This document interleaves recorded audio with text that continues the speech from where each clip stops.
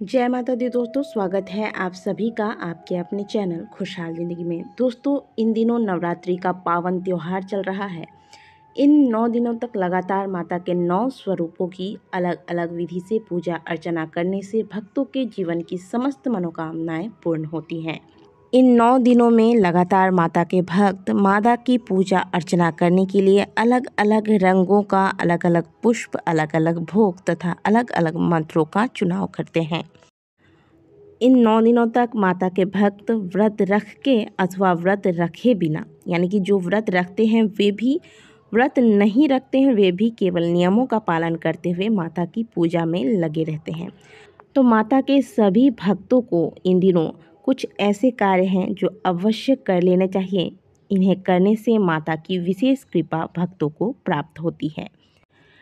आज के वीडियो में हम आपको कुछ ऐसे उपाय बताएंगे जिन्हें आप नवरात्रि के दौरान किसी भी दिन एक बार मात्र कर लेते हैं तो इससे माता की विशेष कृपा आपको प्राप्त होती है। आपके जीवन की समस्त मनोकामनाएं माता की कृपा से पूर्ण होती हैं।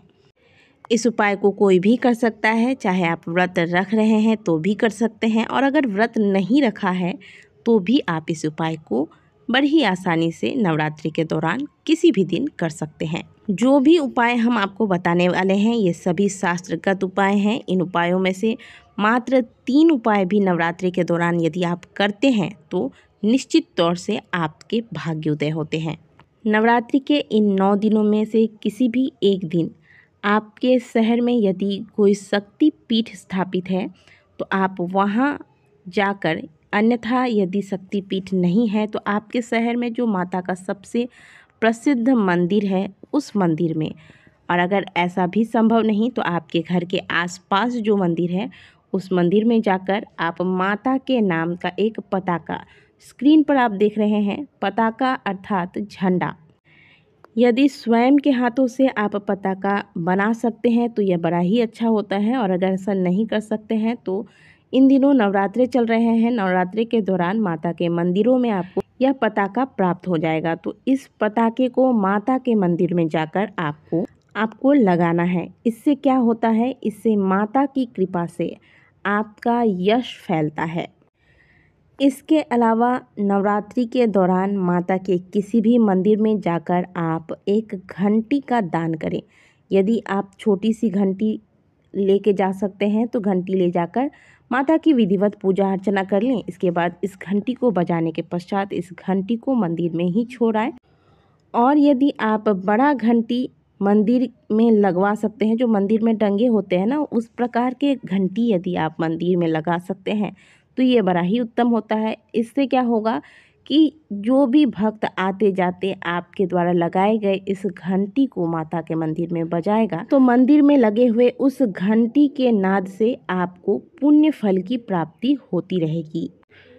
तो ये एक कार्य है जो नवरात्रि के दौरान आपको कर लेनी चाहिए। इसके अलावा नवरात्रि के दौरान आप अपने घर के आसपास जो भी माता की मंदिर है उस मंदिर की सफाई कोशिश करिए कि आप स्वयं के हाथों से कर पाएँ, या फिर घर के आसपास कोई ऐसा मंदिर है जो सालों से बंद पड़ा है, इसकी पूजा अर्चना कोई नहीं करता, तो ऐसे मंदिर की सफाई करें और वहाँ पर जाकर आप धूप दीप दिखाएं, माता को प्रणाम करें। इससे भी माता प्रसन्न होती है।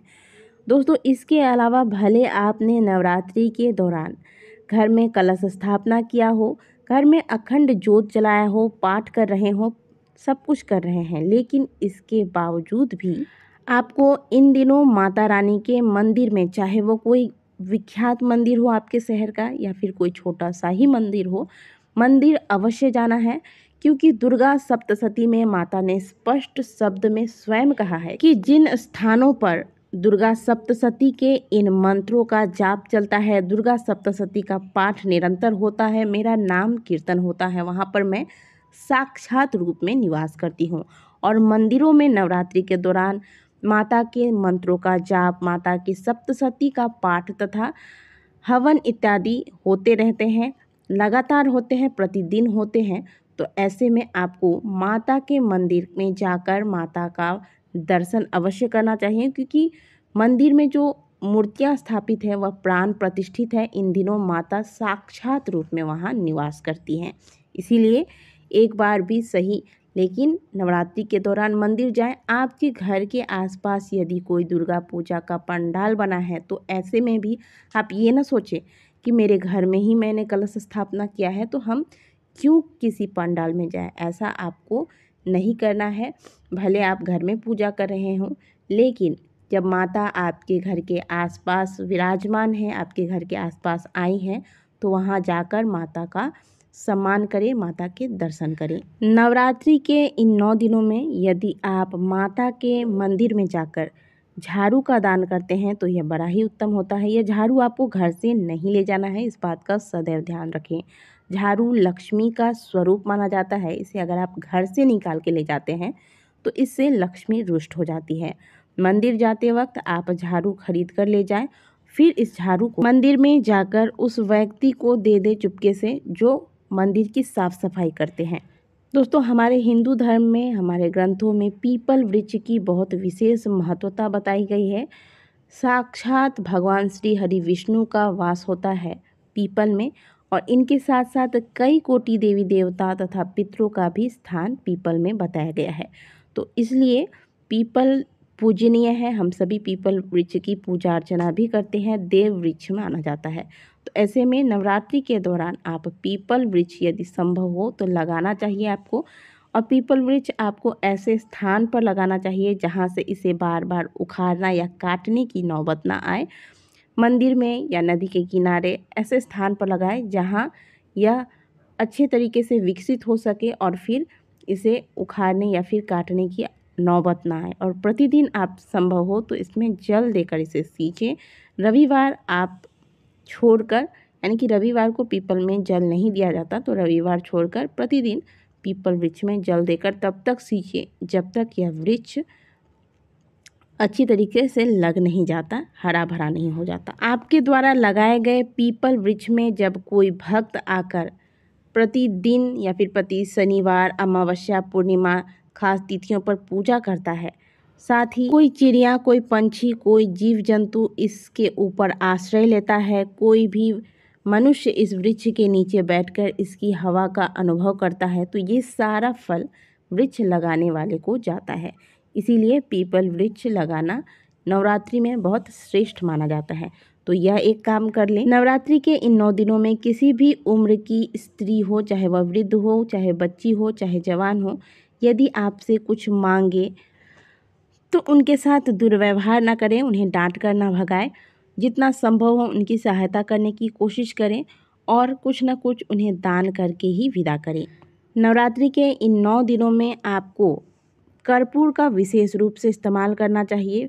प्रातःकाल और संध्या काल जो आप आरती करते हैं तो कर्पूर की टिकिया इस आरती की थाली में अवश्य रखें। इसके साथ एक जोड़ा लौंग रखें और फिर आरती के पश्चात इस कर्पूर की अग्नि को पूरे घर में घुमाएं। इससे आपके जो भी घर की नकारात्मक ऊर्जा हैं वो सभी कर्पूर के प्रभाव से समाप्त हो जाती हैं।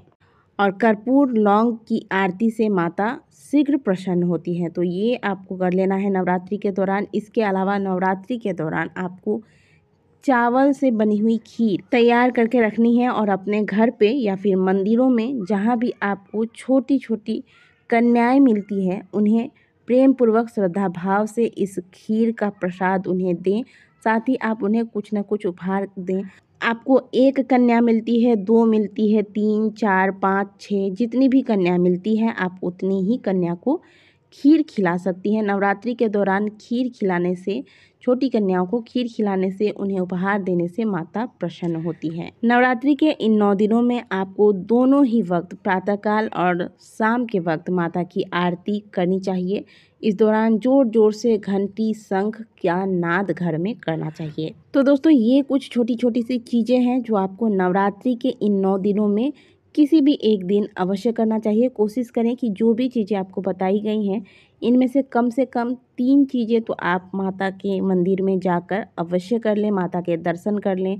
आप पताका लगा दें, झाड़ू का दान कर दें या फिर घंटी लगवा लें।